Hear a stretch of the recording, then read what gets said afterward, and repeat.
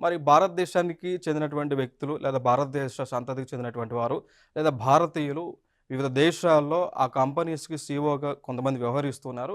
అలా భారతీయులు ఏ కంపెనీలకు టాప్ ప్లేసెస్‌లో ఉన్నారు అనేటువంటిది ఒకసారి మనం చూద్దాం ఇక్కడ. సో, ఆల్ఫాబెట్ లేదా గూగుల్ అనేటువంటి కంపెనీ. సో, ఆల్ఫాబెట్ అనేటువంటిది మేజర్ కంపెనీ. దాంట్లో సబ్సిడరీస్ ఇవన్నీ కూడా గూగుల్ లాంటివి లేదంటే ఇప్పుడున్న ఫేస్‌బుక్ గాని ఇవన్నీ కూడా సబ్సిడరీ కంపెనీస్. సో, అయితే ఈ గూగుల్‌కి సీఈఓగా ఇండియా ఆరిజిన్ అయినటువంటి సుందర్ పిచాయ్‌ని నియమించడం జరిగింది. ఇదొక యాస్పెక్ట్‌గా చెప్పొచ్చు. మైక్రోసాఫ్ట్‌కి సీఈఓ అండ్ చైర్మన్‌గా సత్యనాదెల్లాని నియమించారు. ఐబీఎంకి చైర్మన్ అండ్ సీఈఓగా అరవింద్ కృష్ణని నియమించారు. వీళ్ళందరూ కూడా ఇండియన్ ఆరిజిన్స్ అన్నట్టు భారతీయులు. అడోబ్‌కి సీఈఓగా సంతాను నారాయణని నియమించారు. అండ్ పాలో ఆల్టో నెట్వర్క్స్‌కి సీఈఓగా నికేష్ అరోరాని అండ్ యూట్యూబ్‌కి సీఈఓగా నీల్ మోహన్ని అండ్ గ్లోబల్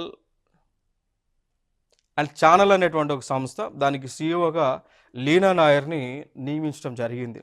సో, అట్లా మేజర్ పర్సన్స్. అండ్ వెట్టెక్స్ ఫార్మాస్యూటికల్స్‌కి సీఈఓగా రేష్మా కేవల్రమణిని, అదేవిధంగా ఓగ్బ్లీ అనేటువంటి సంస్థకు సీఈఓగా దేవికా బుల్చంద్ ధనీని అండ్ ప్రొటెక్టర్ అండ్ గ్యాంబెల్ అనేటువంటి సంస్థకు సీఈఓగా శైలేష్ జిజూర్కర్ని అండ్ అదేవిధంగా టీ మొబైల్ యూఎస్ సీఈఓగా శ్రీని గోపాలని నియమించడం జరిగింది.